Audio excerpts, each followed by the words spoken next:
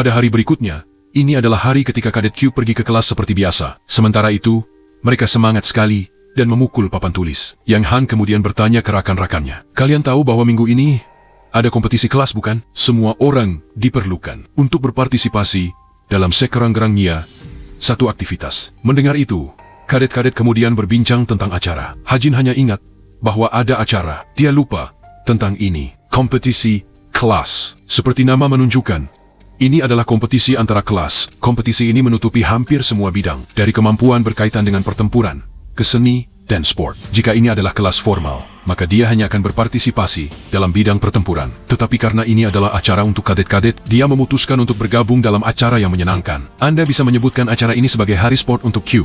Hajin kemudian bertanya ke Rachel yang berada di sebelahnya, "Apakah kamu ingin untuk berpartisipasi?" Rachel sangat terkejut dengan pertanyaan tiba-tibanya. Dia mengatakan bahwa dia berniat untuk berpartisipasi dalam kuis. Tetapi Yang Han yang mendengarnya tiba-tiba mengatakan bahwa kuis itu penuh, sepak bola dan basket juga penuh. Dia mengatakan untuk mengingat bahwa mereka hanya bisa berdiam mendengar itu. Rachel bingung mengenai apa yang harus dia lakukan. Hajin kemudian bertanya ke Yang Ha, "Lalu, apa yang tersisa?" Yang Han menjawab, "Apa yang tersisa adalah menyanyi dan memanah." Yang Han kemudian ingat sesuatu ketika menyebutkan itu. Dia kemudian tiba-tiba bertanya ke Hajin, "Apakah kamu akan bergabung dalam kompetisi memanah?" Tetapi Hajin tiba-tiba melihat kepada Nayun.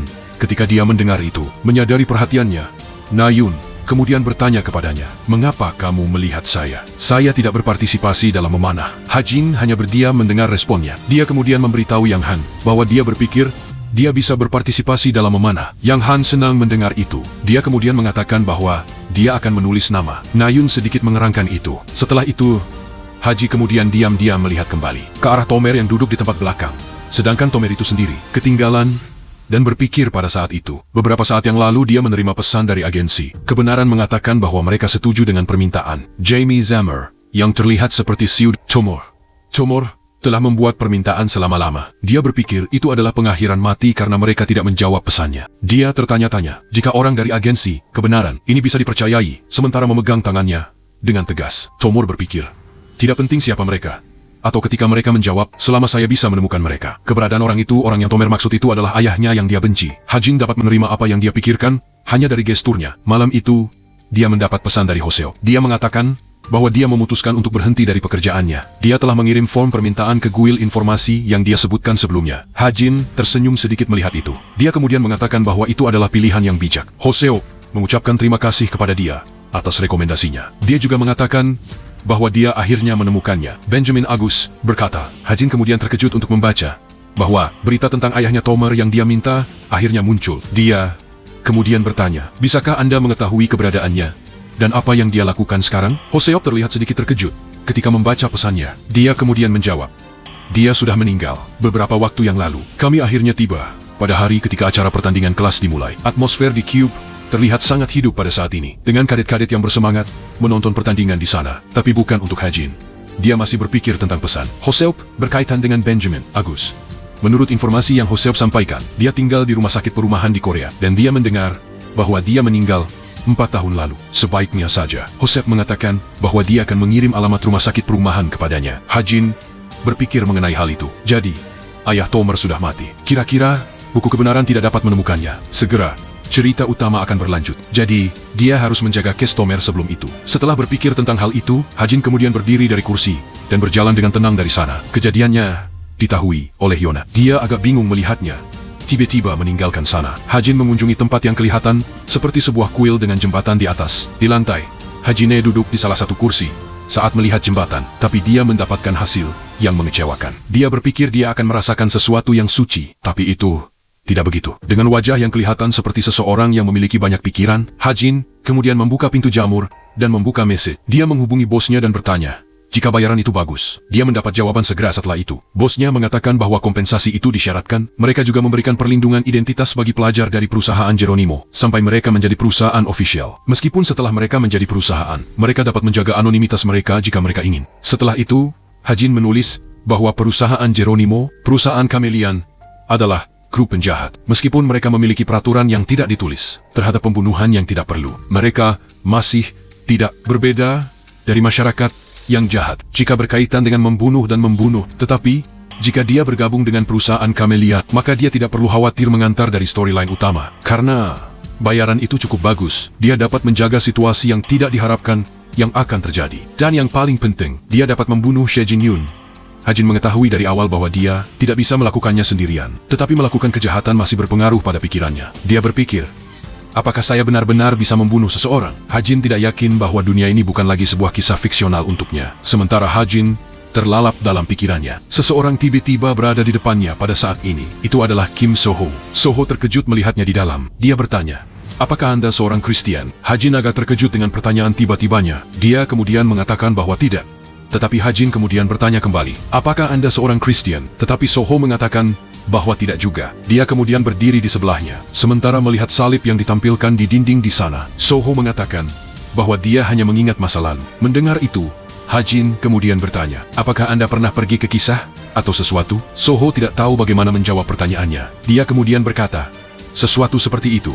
Maksudnya, mendengar itu, Ha-jin kemudian bertanya lagi, lalu, apakah Anda seorang Katolik? So-ho menjawab, tidak. Mendengar itu, Ha-jin bertanya lagi, lalu, apakah Anda seorang Buddhis, Mormon, atau Zoroastrian? Tetapi So-ho kemudian menjawab tidak. Mendengar itu, Ha-jin bertanya lagi, pertanyaan yang mengejutkannya, lalu, apakah itu agama dari dunia lain? So-ho heran mendengar itu. Pertanyaannya. So-ho kemudian mengatakan bahwa itu adalah sesuatu yang mengarut. Ha-jin terdiam dengan jawabannya. Setelah terdiam sebentar, So-ho kemudian bertanya, apakah Anda percaya bahwa dunia lain itu ada, seperti dalam Lord of the Rings, atau sesuatu seperti itu? Ha-jin terdiam untuk sementara mendengar itu. Dia kemudian berkata, panggilan keluar berlaku 50 tahun lalu. Jika kita hanya berpikir tentang dunia di Ed, tidak ada monster atau mana di dunia selama 1970 tahun. Jadi, sebaliknya mengatakan, monster tiba-tiba muncul di bumi. Tidak masuk akal untuk mengatakan bahwa mereka datang dari dunia lain atas alasan tertentu. So-ho terdiam sementara dengan kata-katanya. Dia kemudian akan menanyakan pendapatannya. Tetapi,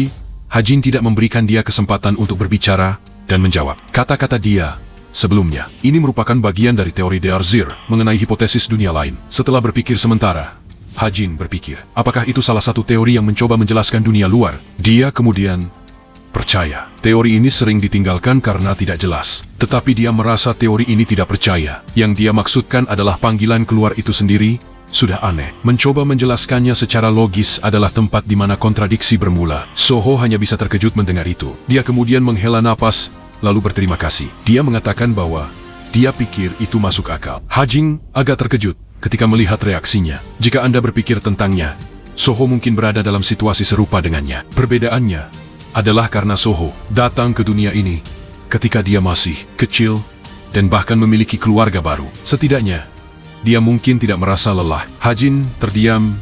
Sesaat, dia berpikir tentang itu. Dia kemudian berdiri dari kursi dan mengatakan bahwa dia akan pergi terlebih dahulu. So-ho, dia mengatakan bahwa dia akan berada di sini sebentar lagi. Sebelum Ha-jin meninggalkan gereja, dia kemudian mengingat sesuatu. Dia kemudian bertanya kepada So-ho, oh ya, Anda belum memiliki agen. Benar. Saya bisa memperkenalkan Anda kepada seseorang. So-ho agak terkejut oleh tawaran tiba-tibanya. Dia mengatakan bahwa dia merencanakan menikmati waktunya. Berdasarkan tonanya, So-ho tidak sepertinya memiliki agen. Mendengar itu, Ha-jin mengatakan, hanya ada seseorang yang ingin saya sarankan. So-ho terkejut mendengar itu. Dia kemudian mengucapkan terima kasih kepadanya. Sementara Ha-jin akan meninggalkan gereja. Dia kemudian melihat So-ho sebentar dan berpikir, Kim So-ho harus menjadi lebih kuat dari yang sebelumnya, karena Kim So-ho adalah satu-satunya yang dapat menghadapi bahaya yang tidak tentu, dan dia juga adalah satu-satunya cara dia bisa bertahan sedikit. Ketika Ha-jin meninggalkan gereja, So-ho masih berdiri di sana, melihat salib di dinding. Di tengah-tengah mimpinya, So-ho memegang tangannya dengan tegap.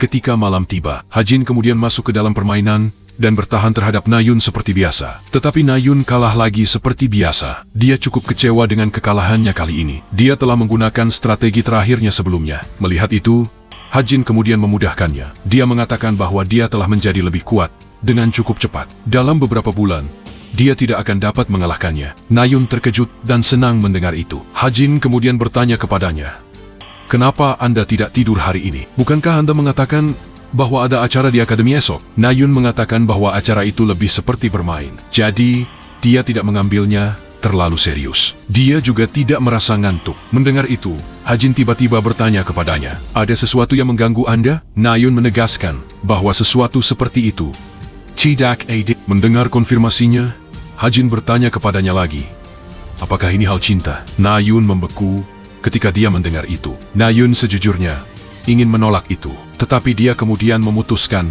untuk menjadi jujur. Mendengar itu, Hajin bertanya kepadanya lagi, "Apa itu?" Dia mengatakan bahwa dia penonton yang baik. Nayun berdiam sebentar dengan perasaan malu di hatinya. Setelah menutup wajahnya, Nayun kemudian memberitahunya. Nayun menjelaskan, "Itu seperti sesuatu yang tidak dapat aku miliki, tetapi aku tidak ingin orang lain memilikinya." Mendengar itu, Hajin kemudian mengingat perkataan "tidak dapat memiliki" dari seorang yang populer. Itu saat ada sesuatu yang tidak kamu dapatkan dari itu, tetapi kamu tidak ingin orang lain memilikinya. Nayun mengkonfirmasikannya. Hajin terdiam mendengar itu. Jika dia dianggap seorang yang teratas, itu berarti dia mesti sangat populer.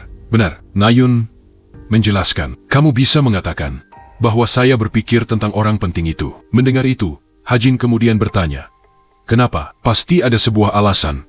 "Benar." Nayun kebetulan memotong rambut belakangnya. Mendengar itu, dia mengatakan bahwa dia juga tidak yakin. Tidak ada alasan khusus yang dia pikir. Mendengar itu, Hajin bertanya-tanya, apakah mereka itu menarik? Dia kemudian bertanya kembali, "Jika kamu benar-benar berpikir tentang orang penting, maka kenapa Anda tidak melakukannya?" Nayun tidak tahu bagaimana menjawab ketika dia mendengar pertanyaan itu. Melihat itu, Hajin kemudian berkata, "Jika Anda lanjutkan seperti ini, maka orang penting itu akan ditolak dari kamu." Nayun terkejut mendengar itu. Dia kemudian bertanya bahwa dia juga mengatakan bahwa tidak penting jika itu ditolak atau apapun itu. Hajin menangis mendengar itu. Dia kemudian berkata kepadanya, "Anda mengatakan tidak penting sekarang, tetapi Anda pasti akan menyesal nanti. Ini bukan hanya elefan putih lagi. Sekarang dia telah menarik perhatian kamu. Anda hanya akan melihat sisi baiknya dari sekarang. Kamu mengatakan bahwa kamu berpikir tentang dia dengan benar." Beberapa hari kemudian, ini adalah saat ketika pertandingan arteri diadakan. Seorang Hosea kemudian mengumumkan,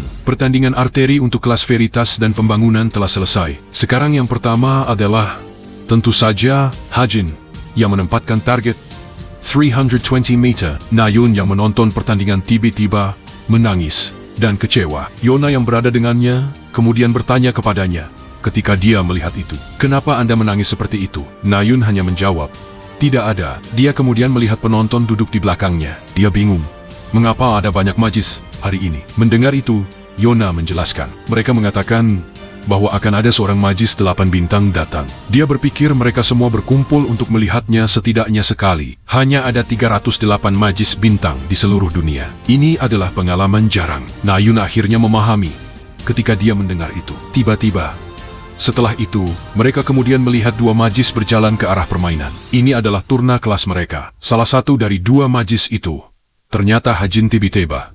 Setelah itu, pengacara kemudian mengumumkan, berikutnya adalah representatif kelas veritas, Kim Hajin, representative class devotion, Poro Moraine. Peraturan kompetisi ini mudah. Kedua peserta akan menembak arah pada target masing-masing, dan yang bisa menembak target terjauh akan menang. Ini sama seperti pertandingan-pertandingan yang dilakukan oleh Hajin dan Nayun di masa lalu. Peserta hanya memiliki satu kesempatan untuk menembak setiap target. Tetapi ada perbedaan. Pengacara berlanjut. Mulai dari jarak 50 meter, dia kemudian menyuruh Hajin untuk memulai tembakannya. Mendengar itu, Hajin kemudian mempersiapkan panahnya. Tetapi dia tiba-tiba merasakan tekanan yang menekan padanya. Itu membuatnya tidak dapat berdiri dengan benar. Tekanan datang dari penyihir. Mereka memberikan banyak efek untuk para peserta. Di dunia ini, hanya menembak target tidak cukup menyenangkan bagi penonton atau komentator. Tetapi, efek-efek ini tidak terlalu berat. Tetapi Hajin menyadari bahwa komplainnya tidak akan terdengar. Sementara menonton pertandingan di belakang kelas, seseorang di ruang sihir kemudian bertanya, "Adakah anak perempuan Anda?" Penyihirnya sendiri bernama Archduchess Ahane, seorang penyihir 8 bintang. Mendengar itu, Ahane menjawab secara tidak resmi. Ya, dia bertanya. Dia berkembang dengan cepat. Benar, dia setuju dengan itu. Dia terlihat jauh lebih baik ketika bersama Simo dengan anak perempuan biasa itu. Ahane menyembunyikan itu, tetapi sementara melihat Hajin, dia mengatakan bahwa posturnya dengan tangannya tidak buruk. Dia berpikir sebentar, Kemudian dia bertanya ke orang di sebelahnya, "Saya bisa mengambil alih dari 350 meter ke kanan. Tidak ada yang akan dapat mencapai 350 meter bagaimanapun." Dia sedikit terkejut mendengar permintaannya. Dia agak terkejut mengenainya. Kemudian dia mengingat kata-kata bosnya yang memberitahu dia untuk mengikuti semua permintaan Ahane. Dia mungkin terlihat seperti anak, tetapi dia sudah tua. Mungkin dia akan mempertimbangkan belajar di sini suatu hari. Dengan sedikit hesitasi, kemudian dia berkata, "Ya, setelah semua ini bukan peperiksaan dan hanya acara hiburan." Dia merasakan bahwa kadet-kodet akan merasa dihormati hanya karena kehadirannya. Ahane terkejut dan senang mendengar itu. Waktunya terus berjalan. Hajin telah berhasil mencapai target. Dengan jauhan 300 meter, dia menurunkan panahnya. Sementara bernafas lega melihat itu. Ahane kemudian mengucapkannya, "Kamu ternyata bagus juga. Kelihatannya talentamu bukan bohong." Mendengar kata-katanya, Hajin kemudian berkata, "Kamu kelihatan cukup tenang." Sementara menggulungkan keduanya, Ahane kemudian menolaknya. Dia merasakan ini mungkin hanya karena perbedaan antara kemahiran mereka. Dia bertanya, "Adakah hal seperti ini membosankan kamu?" Hajin merasa kecewa dengan tanya penolakannya. Dia kemudian bertanya kepadanya, "Apakah kamu bahkan tidak berpikir akan mencoba membuat hal-hal yang sulit bagiku?" Ahane terlihat berpikir begitu juga, tetapi dia kemudian mencoba menolak kata-katanya. Dia merasa bahwa dia omong kosong hanya karena dia tidak berpikir bahwa dia akan menembak target. Hajin hanya bisa terdiam ketika dia mendengar itu. Kata-katanya tidak berbasis karena dia merasakan efek-efek berlainan yang membuatnya sulit untuk dia menembak senjatanya.